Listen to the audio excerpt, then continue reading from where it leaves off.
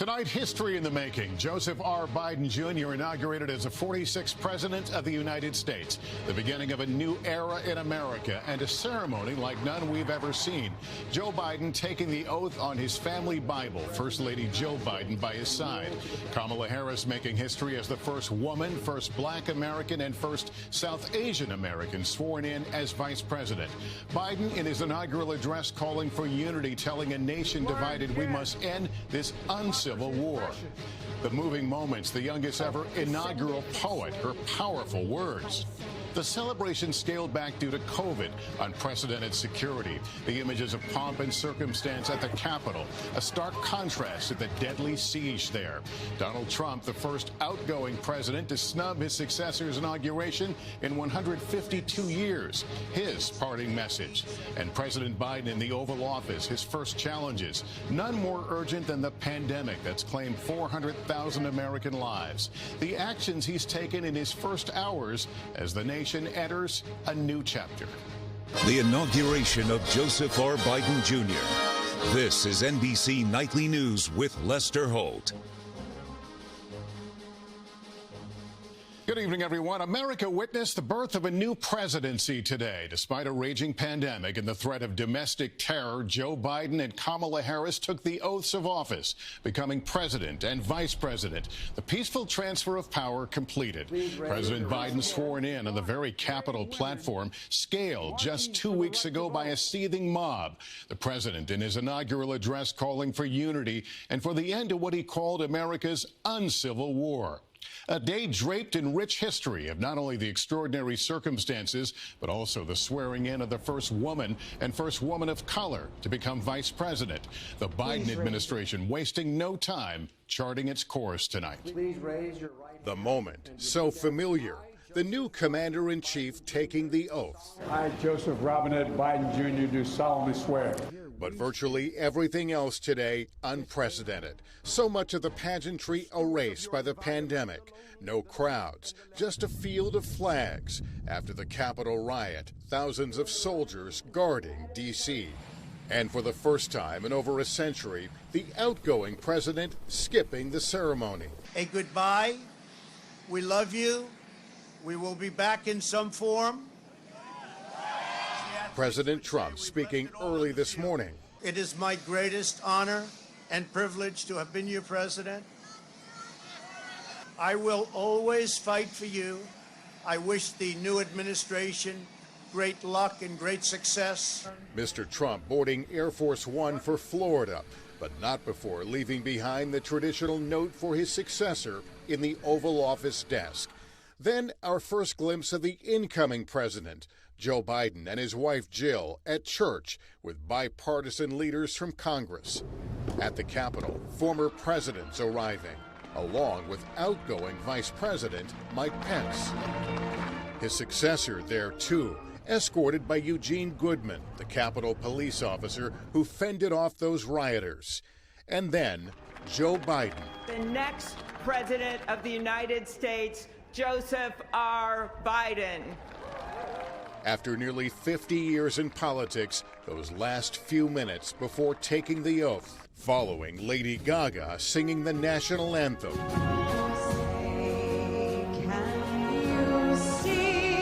That barrier-breaking moment, Kamala Harris. I, Kamala Davy Harris, do solemnly swear.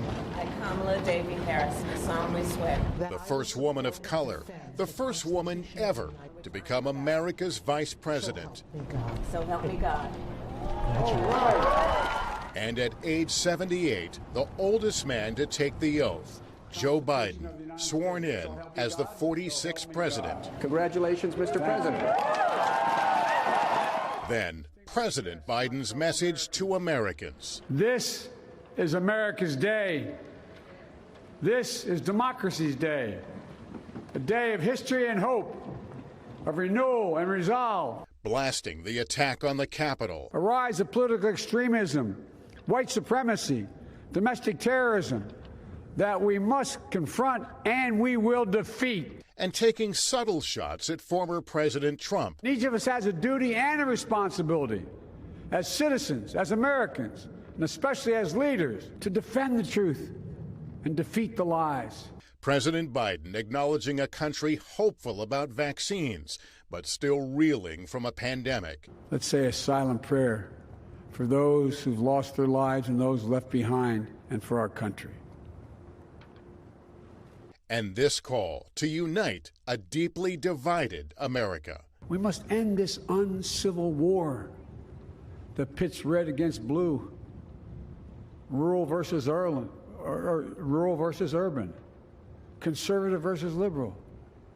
We can do this if we open our souls instead of hardening our hearts, and if we're willing to stand in the other person's shoes, as my mom would say, just for a moment, stand in their shoes. Reactions from virtual watch parties across America, and this powerful message from a standout star today, 22-year-old poet laureate Amanda Gorman. There is always light if only we're brave enough to see it, if only we're brave enough to be it. Later, the president reviewing the troops, then with predecessors laying a wreath at Arlington National Cemetery, the drive to the White House, and those final steps. How does it feel, Mr. President? Feels great. It feels good? Feels good. All righty. Tonight, the new president now in the West Wing, revealing more about what President Trump wrote. The president wrote a very generous letter. I have, it's because it was private, I will talk about it until I talk to him, but it was generous. Joe Biden's journey to this moment was informed by adversity and driven by resilience. Peter Alexander now on his path to the presidency. Joe Biden, whose own life has made him an expert on healing from trauma, now taking over a country that needs exactly that. We must set aside politics and finally face this pandemic as one nation. President Biden's personal journey shaped by tragedy, losing his wife and daughter in a car crash shortly after he was first elected to the Senate. His beloved son, Beau, dying of brain cancer in 2015. There's no accounting for what fate will deal you. Some days, when you need a hand. There are other days when we're called to lend a hand. That's how it has to be. That's what we do for one another. The boy who once struggled with a stutter today delivering a stirring speech about possibility in a time of peril. At this hour, my friends, democracy has prevailed. Fond of calling himself Jill's husband, Pop to his adoring grandchildren, President Biden's devoted to family and faith, only America's second Catholic in office. Today finding strength in past American sacrifices and setbacks. In each of these moments, enough of us have come together to carry all of us forward.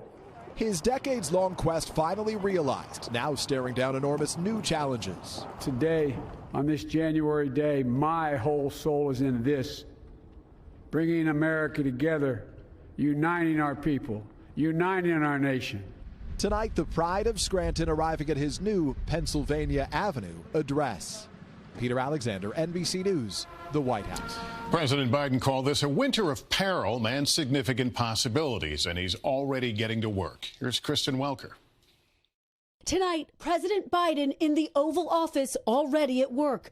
And these are just all starting points. Reversing the policies of President Trump, including ending the travel ban from some Muslim-majority countries, imposing a mask mandate on federal property, and killing the permit for the Keystone Pipeline. Are we going to step up, all of us? It's time for boldness, for there's so much to do. Then there's his plan for a $1.9 trillion COVID relief package, including $1,400 in direct payments to Americans. Biden also poised to send his controversial plan to overhaul the immigration system to Capitol Hill, including a pathway to citizenship for the estimated 11 million undocumented immigrants living in the U.S. The president also set to end construction of the border wall. NBC's Jacob Soboroff is on the border tonight. Construction on the border wall continues. In fact, you can see construction vehicles right there. A local official on the ground here told me they are just waiting on word from Washington, D.C. But in the midst of Biden's calls for bipartisanship and unity, several of his moves will likely spark heated debate and steep divisions. And it also comes as America is already split over the looming impeachment trial of President Trump. And Kristen, President Trump was still making headlines even in his final moments in office. Lester, then President Trump issuing dozens of pardons, including for former top advisor Steve Bannon, who pleaded not guilty to defrauding a fundraising campaign. Lester. All right, Kristen, thank you. Kamala Harris making history today, shattering barriers on race and gender as she became vice president. Here's Rahima Ellis. Kamala Harris making history as the first woman of color to be vice president. So help me God. So help me God. She's a woman of many firsts. The first black woman elected Attorney General of California. The first black and Indian American woman elected from the Golden State as a United States Senator. And the first black woman on a major political ticket for vice president. Regardless of your gender, our country has sent you a clear message. Dream with ambition. She's the daughter of immigrant parents, her father from Jamaica, her mother from India, who raised Harris and her sister mostly as a single parent. When she came here from India at the age of 19, she maybe didn't quite imagine this moment. Across the country, people were watching. I've never seen anything like that before, and it gives me a lot of hope. I have 4 girls, and for my kids, this is a chance to see the future. What does it mean to you personally? We're finally giving women of color, and Indian American women and immigrants, the moment that they have long waited for. What does it say to you about the future? I'm sandwiched in between my mother, who helped break the glass ceiling, and my daughter, who, you know, I want her to know that the sky's the limit. We are ready for change. The country is ready for inclusiveness. While I may be the first woman in this office, I will not be the last. Tonight, starting the next chapter in America's history. Rahima Ellis, NBC News. Watching all this unfold today, Chuck Todd, Andrea Mitchell, and historian Michael Beschloss. Chuck, first to you. President Biden had a clear message of unity today, but how does he make that a reality? Well, look, he'll never stop trying on this front. I mean, one thing that Joe Biden made clear the second he announced his decision to run is that he always believed, actually, that this was the most important thing he had to do, was figure out how to bring this country together and repair the damage from the last 4 years of divisiveness. So I don't think there's a question in my mind that Joe Biden is going to constantly try to do this. The question I have is, will Republicans meet him even a quarter of the way? They didn't for Barack Obama. Will they do it for him? And Andrew, let me talk about Vice President Harris for a moment. She's already hitting the ground running, isn't she? Yeah, she's been up in the Senate. She swore in the 3 new Democratic senators. It's a 50-50 Senate, so she can be the tiebreaker. But what she really wants to do is build a consensus, get his legislation through. She's been calling mayors to work on the economic relief package, and also, of course, working on racial justice, the democracy, some of her other big issues. And Mike, I'm interested to hear your take on today. Well, we have heard a great speech from the new president about unity and healing. He made it very clear that he's going to attack big problems like the pandemic, the economy, racial justice, and do this all at once. And at the same time did so in a ceremony that, for all the security threats since January 6th, was amazingly normal.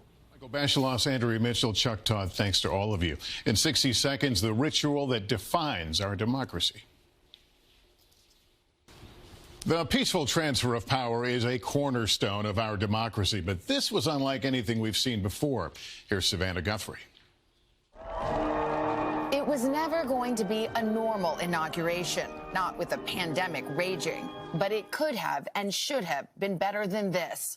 An atmosphere of mistrust, lawmakers fearing for their safety, and a president who didn't come. I, Harry S. Truman, do. Every 4 years since our founding, this ritual, above all, is at the core of our democracy. In the eyes of many in the world, this every 4-year ceremony we accept as normal is nothing less than a miracle. Inaugurals bookend every presidency. President and Mrs. Hoover leave the White House. But that doesn't mean they're always easy. Sometimes they're downright awkward.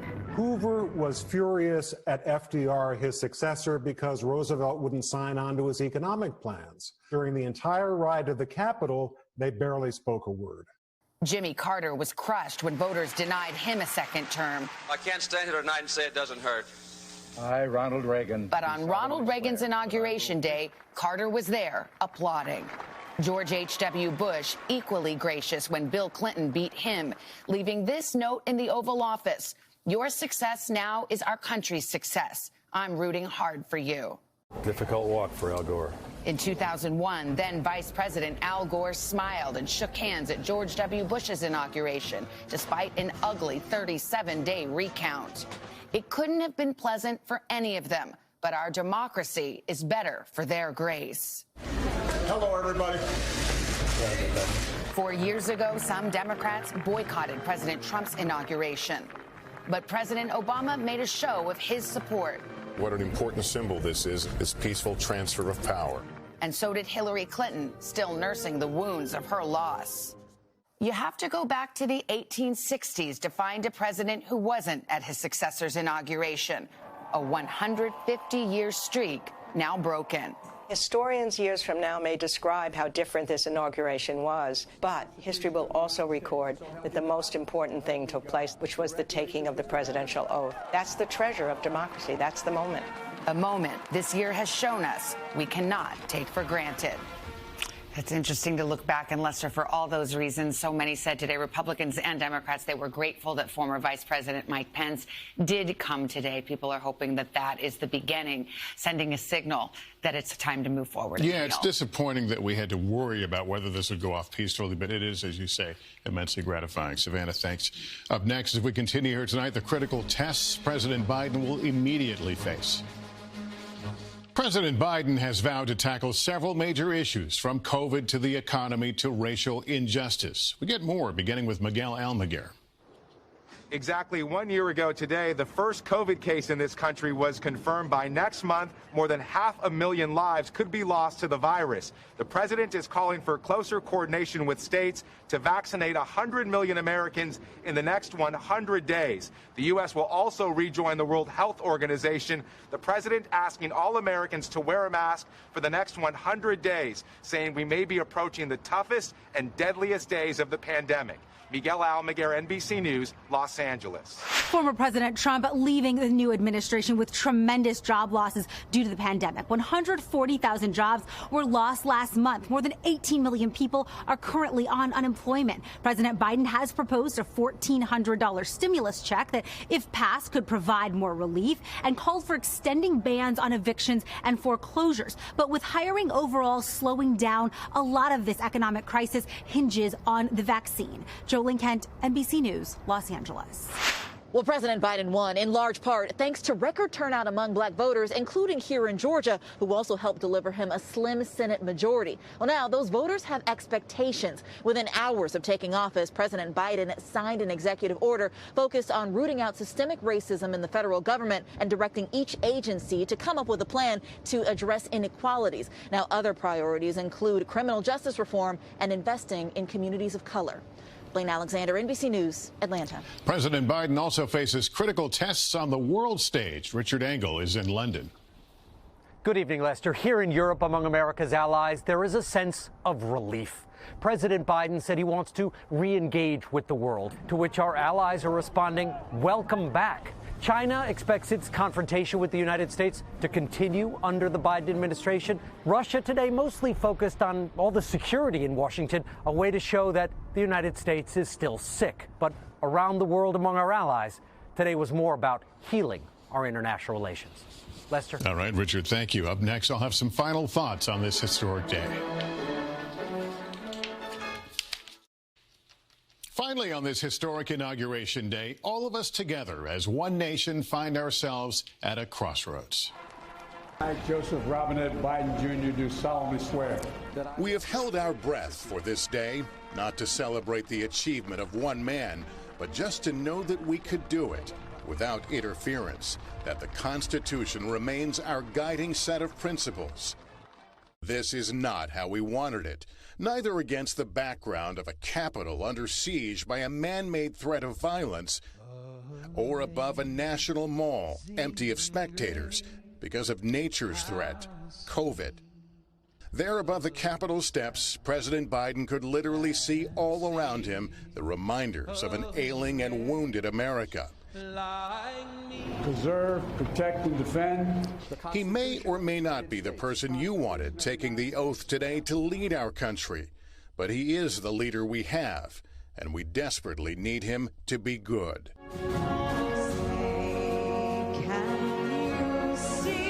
This was an inauguration like no other, in a time like no other. What remains is whether we will recall it as a moment of fear and anxiety or as a lasting symbol of American resolve and resilience. And that is Nightly News for this Wednesday. I'm Lester Holt. Thank you for watching, everyone. Please take care of yourself and each other. Good night. We must meet this moment as the United States of America. If we do that, I guarantee you we will not fail. We have never, ever, ever, ever failed in America. We've acted together.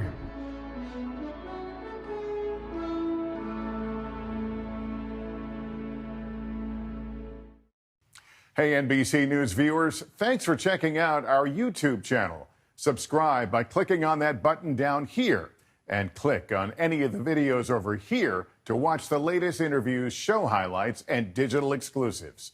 Thanks for watching.